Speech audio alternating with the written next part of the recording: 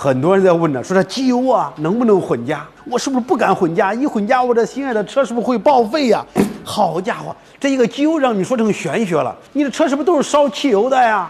是不是或者烧柴油的？是不是都叫内燃机啊？它的工作环境是不是都是一样的？水温是不是都是一样的？哪有那么多讲究？你当然用厂家认证的更好。厂家认证只是说这个机油满足它这个车润滑要求，但是都是内燃机。您车只要是内燃机，是机油你就随便加，哪有那么多讲究啊？但是前提你要记住了，不管你加什么牌子，一定是真机油，那你就可以混加，随便加都没问题。千万不要加假机油，你只要加了一回假机油，那个假机油像癌细胞一样。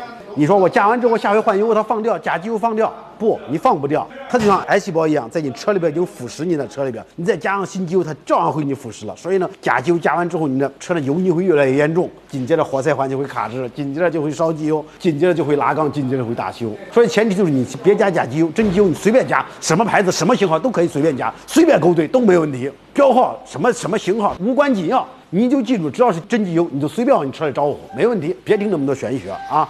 下个视频呢，我们将从不同渠道购买不同品牌的机油，送到专业的检测机构进行检测，揭示各品牌机油在成分和质量上的具体差异。下个视频的内容相当精彩，赶紧点按关注。